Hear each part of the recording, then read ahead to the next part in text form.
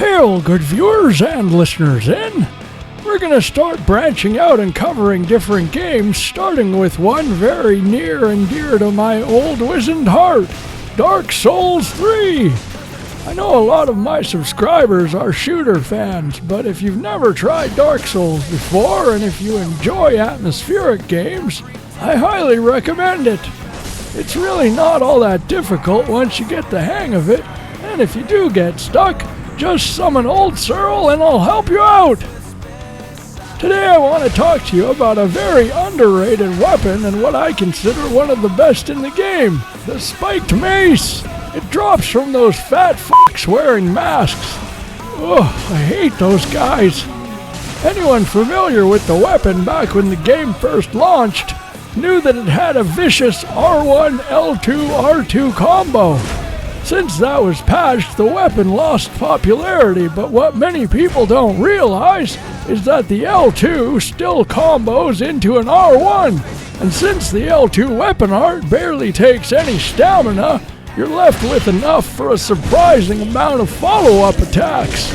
The total moveset contains the potential for a staggering 7 hits from one stamina bar. Since people are so used to seeing a maximum of 3 to 5 swings from heavy weapon users, they will frequently charge you right in the middle of your move sequence, expecting to catch you with your stamina depleted, only to be caught right in the middle of the spiky tornado of death. I was able to trick nearly every player I fought into running into at least a few free hits, and since this weapon hits like a truck, even heavily armored players will have very little health after that one slip-up.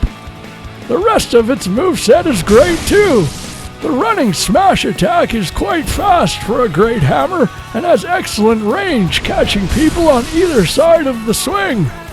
The horizontal swings also have a very wide arc and will often catch people at the end of their rolls. Better than your giant sword, wouldn't you say, Purple George Michael? And its effectiveness against other players is only the half of it.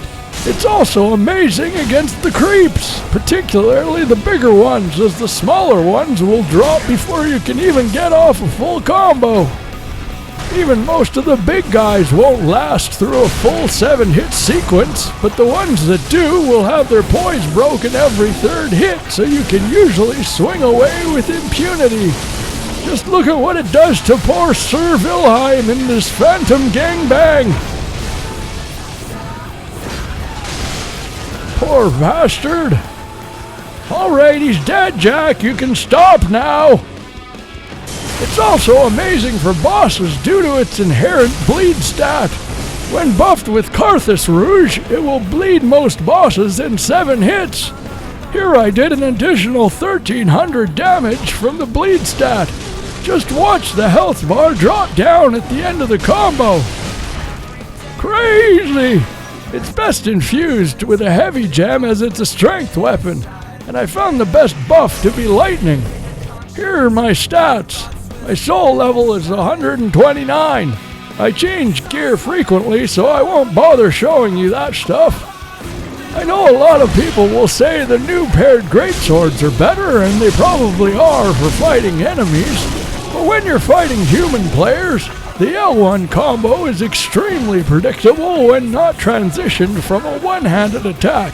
And all one-handed attacks are parryable, which will get you in trouble against the many parry masters in the arena. All the attacks I've shown here with the spiked mace are unparryable, so I think it wins the comparison on versatility alone. Oh, and before I forget, I need to credit Reddit user Mephisto666 for cluing me into the L2 to R1 transition moveset. I'll post a link to his thread in the description. If you got something out of this video, go give him an upvote. And that's it! Better than the mace you get at the bar for picking up chicks with your onion breath. Till next time, fare thee well, fuckers! If you enjoyed the video, please leave a comment and a like. It helps us get more exposure on the YouTubes. And while you're at it, why not subscribe? We put out shit like this every week.